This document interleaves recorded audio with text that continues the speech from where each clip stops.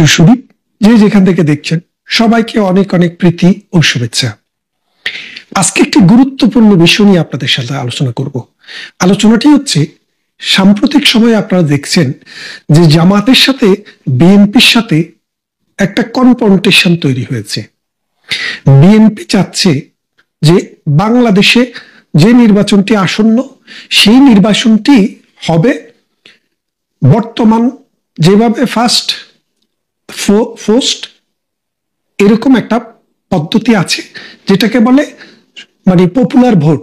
যে যত বেশি ভোট পাবে যেই আসনে, সেই আসনে ভোটার অনুসারে ভোট পাওয়ার ভিত্তিতে, আসনের ভিত্তিতে প্রতিনিধি নির্বাচিত হবেন। ৩০০টি আসন রয়েছে, ৩০০ জন সংসদ সদস্য নির্বাচিত হবেন। জামায়াতে ইসলামী সহ খুচরা যেসব দল বাংলাদেশে রয়েছে, যাদের গণভিত্তি নেই, যারা কখনো বাংলাদেশের ইতিহাসে গত ৫৩ বছরে 10% ভোট ক্রস করতে পারেনি, সেই রকম যেই সব দল রয়েছে, তারা চায় বাংলাদেশে একটি পিআর পদ্ধতিতে নির্বাচন। পিআর পদ্ধতি হচ্ছে টোটাল দেশে যে ভোট পাবে সেই ভোটের সংখ্যা অনুপাতে ৩০০টি আসনের মধ্যে আসন ডিস্ট্রিবিউট করা হবে। তো এগুলা সবসময় শুধু বাংলাদেশে নয়, ব্রিটেন, আমেরিকা, অস্ট্রেলিয়াতেও কিছু কিছু পার্টি আছে, ছোট ছোট পার্টি, তারা সবসময় এই পিআর পদ্ধতির পক্ষে অ্যাডভোকেসি করে। ২০২১ সালে লেবার পার্টির যখন কনফারেন্স হয় ব্রাইটনে, সেপ্টেম্বর মাসের সম্ভবত ২১ থেকে ২৫ তারিখ পর্যন্ত, সেই সময়ে আমার সুযোগ হয়েছিল লেবার পার্টির ডেলিগেট হিসেবে সেখানে অংশগ্রহণ করার। সেখানেও এই কথাটি আলাপ আলোচনা হয়েছিল যে লেবার পার্টি চায় এরকম একটি পদ্ধতি নিয়ে আসুক। পরবর্তীতে ডেলিগেটদের ভোটে এবং আলাপ আলোচনায় উঠে এসছে যে না, এটা লেবার পার্টির মতো পার্টি চাইতে পারে না, এবং লেবার পার্টি সেই দাবি থেকে ফিরত এসে বর্তমান পদ্ধতিতেই বিরাজ করছে আছে। তো বাংলাদেশে জামাতে ইসলামী এবং খুচরা দলরা যেটা চাচ্ছেন, বিএনপিকে কোণঠাসা করার জন্য এই চাওয়াটা বলে বিএনপি মনে করে। এবং বিএনপি গত ১৬ মাসে তাদের আন্দোলন, তাদের রাজনীতি এবং তাদের ভবিষ্যতের চলার পথ কিভাবে হবে, তারা একটা দোদুল্যমান অবস্থায় ছিলেন। সাম্প্রতিক সময়ে তারা নিশ্চিত হয়ে গেছেন যে স্বাধীনতার সপক্ষে এবং বিপক্ষের মানুষ একসাথে কোনোদিনও সঠিকভাবে রাজনীতি করা সম্ভব নয়। আগে বিএনপি এবং জামাত একসাথে রাজনীতি করতে পেরেছিল এই কারণে, তখন বিএনপি একটি বড় দল হিসেবে জামাতে ইসলামী মনে করত বিএনপি যা বলে সেটাকেই জামাত মেনে নিত, খুদ পাক আর কুড়া পাক যেটাই পাক সেটা দিয়ে সন্তুষ্ট থাকতো। এই ২৪ জুলাই মাসের আন্দোলনের পর আগস্ট মাসের ৮ তারিখে যখন ডক্টর ইউনূস ক্ষমতা গ্রহণ করে, তারপর আস্তে আস্তে জামাতে ইসলামী খোলস থেকে বেরিয়ে আসে। তাদের সন্ত্রাসীরা বাংলাদেশের বিভিন্ন অঞ্চলে হামলা করেছে, অত্যাচার নির্যাতনের স্টিম রোলার চালিয়েছে। এর সাথে বিএনপিরও অনেক নেতাকর্মী যোগ হয়েছে, যার কারণে বিএনপিকে, তার দলের ৭,০০০ কর্মীকে বহিষ্কার করতে হয়েছে।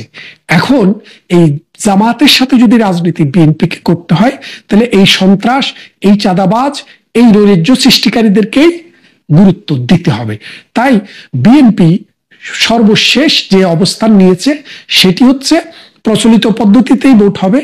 এই পদ্ধতিতে যদি ভোট করা না যায়, তাহলে বিএনপি ভোটে যেতে নাও পারে, কারণ ডক্টর ইউনূস এনসিপি এবং জামাতের পক্ষে ওকালতি করছে এবং এই দুইটি দলকেই সন্তুষ্ট রাখার চেষ্টা করছে।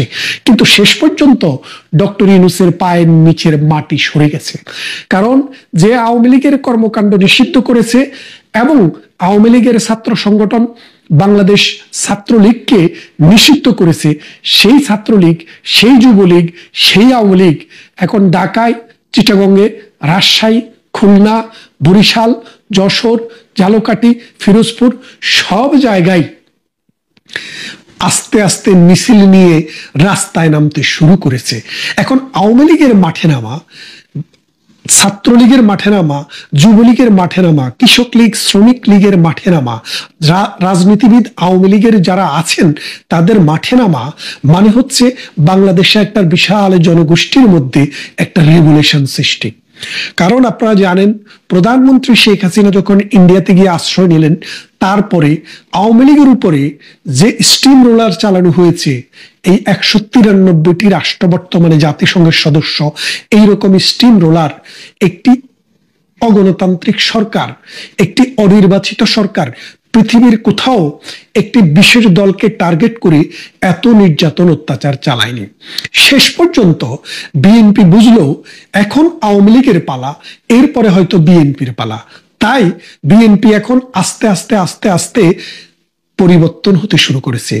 আমার কাছে যেটুকু খবর আসছে, বাংলাদেশের একটি বন্ধুপ্রতিম রাষ্ট্রের মাধ্যমে বিএনপি এবং আওয়ামী লীগের মধ্যে একটি সমঝোতা চুক্তি, একটি সমঝোতা প্রস্তাব হচ্ছে, একটা সমঝোতার আলাপ আলোচনা হচ্ছে। এই সমঝোতা হবে এই ভিত্তিতে যে বাংলাদেশে স্বাধীনতা বিরোধী ধর্মান্ধ সাম্প্রদায়িক যে শক্তি আছে, যারা বাংলাদেশের ৭১কে স্বীকার করে না, সংবিধানকে স্বীকার করে না, তাদের বিরুদ্ধে একটি যুগপৎ আন্দোলন হবে। সেই আন্দোলনে ডক্টর ইউনূসের সরকার উড়ে বঙ্গোপসাগরে চলে যাবে। জামাতের যে স্বপ্নমহল, সেটা ভেঙে ছারখার হয়ে যাবে। ওই মৌলবাদীদের মুখপাত্র হামজা, যাকে আমরা কাফের, মুরতাদ, শয়তান উপাধি দিয়েছি, সেই শয়তানদের ওয়াজ মাঠে ঘাটে বন্ধ হয়ে যাবে। এবং এই কাফের, মুনাফেক যারা প্রতি কথায় কথায় মিথ্যা কথা বলে, তাদের বিরুদ্ধে বাংলাদেশে আজকে সোচ্চার হতে শুরু করেছে।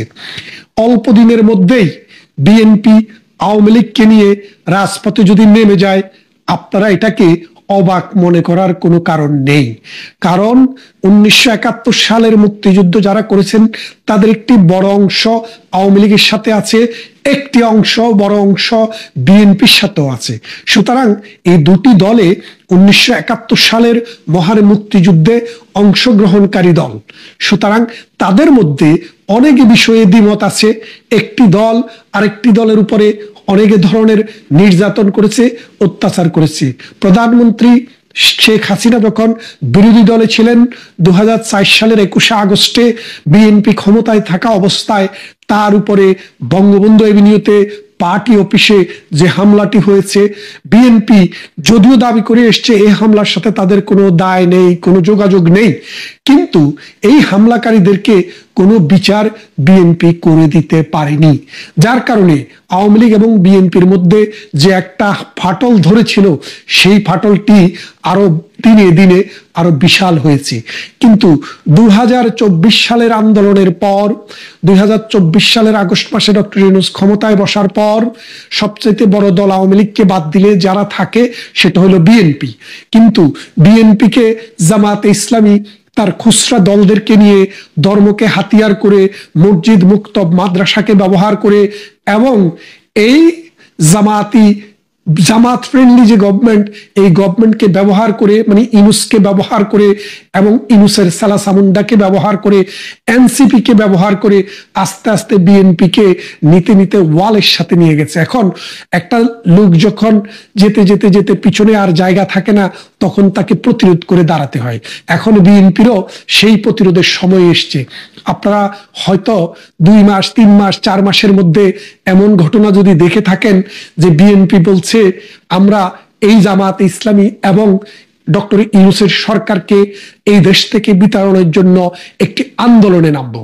সেই আন্দোলনে বঙ্গোপসাগরে ইউনূসকে ফেলে দিয়ে নিরপেক্ষ একজন মানুষের কাছে রাষ্ট্রের ক্ষমতা দেওয়া হবে, এবং 1972 সালের যে মহান আমাদের যে মুক্তির সনদ, আমাদের যে জাতীয় সংসদে পাশ হওয়া প্রণীত আমাদের যে কনস্টিটিউশন রয়েছে, সেই কনস্টিটিউশনের ভিত্তিতে এই দেশ পরিচালিত হবে। আপনারা জানেন যে বলছে বারবার জুলাই সনদ। এখন সনদ হয় কোন আন্দোলনের যে উদ্দেশ্য, যে আদর্শ, সেই উদ্দেশ্য এবং আদর্শকে বাস্তবায়ন করার জন্য। 2024 সালের যে আন্দোলনটি শুরু হয়েছে, আমরা দেখেছি সেই আন্দোলনটি ছিল মূলত কোটা বিরোধী আন্দোলন।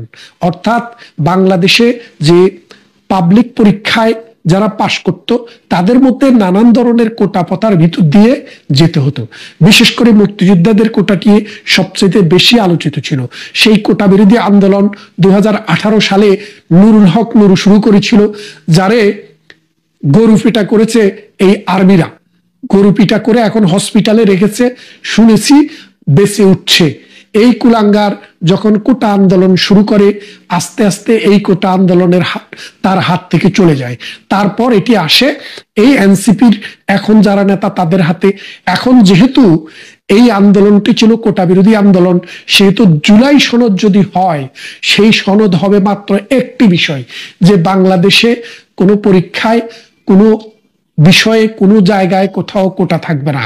ইভেন ভবিষ্যতে সংসদেও নারী অথবা উপজাতি বা কোনো ধর্ম বা বর্ণ বা গোষ্ঠীর জন্য কোনো কোটা থাকবে না।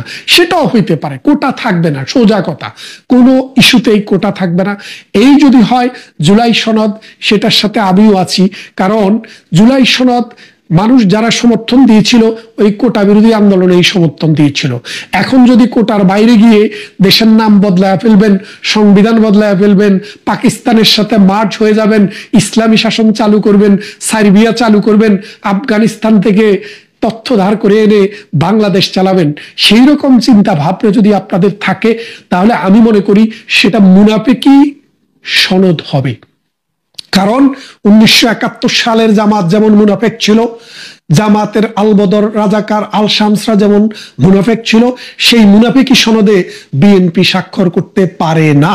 তাই বিএনপি এই সনদ মেনে নেয়নি, এই সনদ বামপন্থীরা মেনে নেয়নি, এই সনদ শুধু মেনে নিয়েছে জামাতে ইসলামী, তার খুচরা ইসলামিক আরো কতগুলো দল আছে তারা, আর এনসিপি, যাদের সবাইকে যদি এক পাল্লায় তোলা হয় 10% মানুষের প্রতিনিধিত্ব তারা করে না।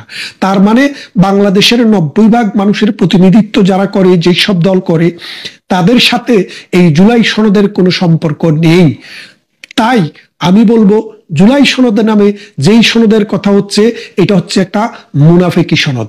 আসুন আমরা দেখি বিএনপি যদি আওয়ামী লীগের সাথে জয়েন করে তাহলে কি হবে। বিএনপি যদি আওয়ামী লীগের সাথে জয়েন করে, অথবা বিএনপি যদি আওয়ামী লীগের সাথে সমঝোতা করে যে ঠিক আছে আমরা একটা সুষ্ঠু নির্বাচনের দিকে যেতে চাই, আমাদের যে দুই পার্টির যার ভুলভ্রান্তি আছে সেগুলোকে পিছনে রেখে আমরা সামনের দিকে তাকিয়ে বাংলাদেশ, মুক্তিযুদ্ধ, অসাম্প্রদায়িক চেতনা, আমাদের প্রতিবেশীদের সাথে বন্ধুত্বপূর্ণ সম্পর্ক এবং বাংলাদেশের উন্নয়নের গতিধারাকে আমরা রক্ষা করতে চাই, তাহলে আমাদেরকে কি করতে হবে? তাহলে এই দুটি দলের মধ্যে আন্ডারস্ট্যান্ডিং হলে এর সাথে সাথে সমগ্র বাংলাদেশে আনাচে কানাচে সব কিছুতে একটা জোয়ার আসবে। জোয়ার আসার মূল কারণ হচ্ছে বাংলাদেশে যে সবচেয়ে বৃহৎ যে দুটি রাজনৈতিক দল বিএনপি এবং আওয়ামী লীগ, এই দুটি দলের মধ্যে সৃষ্টি থেকে কিন্তু মুখোমুখি অবস্থান, তাদের মধ্যে পাশাপাশি অবস্থান কখনো হয়নি, যে বন্ধুসুলভ একজন আরেকজনের পাশে বসবে, সেই অবস্থাটি তৈরি হয়নি। জাতির একটি কাঙ্ক্ষিত মুহূর্তে এখন মনে হয় সেই সুযোগটি এসেছে। যারা বাংলাদেশপন্থী তাদের মধ্যে একটা সমঝোতা হওয়া দরকার। আপনারা জানেন জামায়াতে ইসলামী পাকিস্তানপন্থী, তারা বাংলাদেশপন্থী না। সেদিনও জামাতের যে মন্ত্রী, পাকিস্তানের যে মন্ত্রী এসেছে, তারা বলেছে যে জামাতের হেডকোয়ার্টার আগেও লাহোরে ছিল, এখনো লাহোরে আছে। তার মানে বাংলাদেশ যখন হবে, বাংলাদেশে যখন জামাত ক্ষমতায়ও যদি আসে, তাও তাদের হেডকোয়ার্টার কিন্তু লাহোরেই থাকবে। লাহোরের হেডকোয়ার্টারের দলের সাথে বাংলাদেশে হেডকোয়ার্টারের দলের সম্পর্ক হওয়া বড় কঠিন। কিন্তু যদি শত্রুতা বলে সামনের দিকে তাকিয়ে আমরা যদি এক জায়গায় আসতে পারি, যে আপনার আদর্শ আপনার জায়গায় থাকুক, আমার আদর্শ আমার জায়গায় থাকুক, আমরা এক জায়গায় এক মত পোষণ করি যে এই বাংলাদেশে যত নির্বাচন হবে সুষ্ঠু নির্বাচন হতে হবে, কেউ নির্বাচনকে ম্যানিপুলেট করতে পারবে না, এবং এটার জন্য কনস্টিটিউশনাল গ্যারান্টি যদি করা যায় যেটা স্বাভাবিকভাবে চলবে, তাহলে আমার মনে হয় বাংলাদেশ ভবিষ্যতের দিকে তাকিয়ে একবিংশ শতাব্দীর এই পর্যায়ে এসে যে আমাদের 18 কোটি মানুষের জীবন মান উন্নয়ন করে বিজ্ঞান ভিত্তিক সমাজ ব্যবস্থার জন্য এবং উন্নত সমাজ ব্যবস্থার জন্য আমাদের যে নতুন প্রজন্মের মনোজগতে যে পরিবর্তন আসছে, সেই পরিবর্তনকে ধারণ করার জন্য যদি এই দুটি দল যা হতে যাচ্ছে বলে শুনেছি সেটার দিকে যদি এগিয়ে যায়, সেটা শুধু বিএনপির লাভ নয়, সেটা শুধু আওয়ামী লীগের লাভ নয়, সেটা সমগ্র বাংলাদেশের লাভ, এবং দক্ষিণ পূর্ব এশিয়াতে একটি প্রগতিশীল, প্রপার, সুষ্ঠু রাজনৈতিক ধারা তৈরি হবে বলে আমি মনে করি। আসুন আমরা সবাই মিলে এই বাংলাদেশটিকে উদ্ধার করি। কারণ বাংলাদেশ এখন যেখানে গিয়ে দাঁড়িয়েছে, এই দেশে এখন আইন নেই, বিদেশি কোনো বিনিয়োগ নেই, এই দেশে কোনো শাসন নেই। পৃথিবীর বিভিন্ন দেশ বাংলাদেশকে ব্যান করে দিচ্ছে। এই যে আজকে দেখলাম সোমালিয়া, উগান্ডা, আফগানিস্তান, এইরকম 7টি রাষ্ট্রকে এই দুবাই মানে আরব আমিরাত ভিসা দেওয়া বন্ধ করে দিয়েছে, ট্যুরিস্ট ভিসা সহ। এই লিস্টে বাংলাদেশের নামটি ঢুকে গেছে। আপনারা কি বুঝতে পারেন? পাকিস্তানের নাম নাই ওখানে, ওখানে ইন্ডিয়ার নামও নেই, আছে বাংলাদেশের নাম, সোমালিয়ার নাম, আফগানিস্তানের নাম, ওই উগান্ডার নাম। এইরকম মৌলবাদী, সন্ত্রাস এবং ভেঙে যাওয়া সমাজ ব্যবস্থার রাষ্ট্রের সাথে আজকে বাংলাদেশের নাম আসছে। তারপরে আপনারা সাম্প্রতিক দেখেছেন যে জাতিসংঘের ফুড অর্গানাইজেশন বলেছে যে বিশ্বে 5টি দেশ খাদ্য নিরাপত্তা ঝুঁকিতে আছে। এই 5টি দেশের মধ্যে আছে সোমালিয়া, এই 5টি দেশের মধ্যে আছে কেনিয়া, এই 5টি দেশের মধ্যে আছে বাংলাদেশ, এইরকম, তারপরে কঙ্গো। তাহলে আপনি দেখেন বাংলাদেশকে যেখানে ইমাজিং টাইগার হিসাব করা হতো, এখন সেখানে হিসাব করা হচ্ছে সন্ত্রাসের দেশ, সন্ত্রাসের জনপদ, মৌলবাদের জনপদ, খিদার জনপদ, অশিক্ষার জনপদ। বাংলাদেশের মৌলবীরা এখন আফগানিস্তানে যাচ্ছে, সেখান থেকে তারা কি নিয়ে এসছে? 4 বিবি কিভাবে বিয়ে করতে হয়, নারীদেরকে কিভাবে স্কুল বন্ধ করে দিতে হয়, শিক্ষা ব্যবস্থায়, স্বাস্থ্য, সব জায়গায় কিভাবে চাকরি থেকে নারীদেরকে বহিষ্কার করা যায়। আসুন, এই অবস্থা থেকে পরিত্রাণ পেতে হলে, এই বাংলাদেশকে স্বপ্নের সোনালী বন্দরে পৌঁছাতে হলে, প্রগতিশীল ধারার যেই সব মানুষ 71-এ বিশ্বাস করে, প্রগতিতে বিশ্বাস করে, উন্নয়নে বিশ্বাস করে, তারা আজকে এক কাতারে আসতে হবে। আমাদের যার যেই জায়গায় থেকে কথা বলা দরকার, আমাদেরকে কথা বলতে হবে। এবং খুব শীঘ্রই আপনারা দেখবেন বিএনপি এবং আওয়ামী লীগ এক কাতারে এসে জামাত বিরোধী এবং ইউনূস বিরোধী আন্দোলনে শরিক হচ্ছে। সারা বাংলাদেশে মিছিল হবে, সারা বাংলাদেশে মুখরিত হবে বাংলাদেশ, বাংলাদেশ, বাংলাদেশ। পাকিস্তানি বাহিনী নিপাত যাবে, মৌলবাদী শক্তি নিপাত যাবে এবং ডক্টর ইউনূসের সুদের ব্যবসা লাটে উঠবে। ভালো থাকবেন, কথা হবে অন্য কোনো ভিডিওতে অন্য কোনো বিষয় নিয়ে।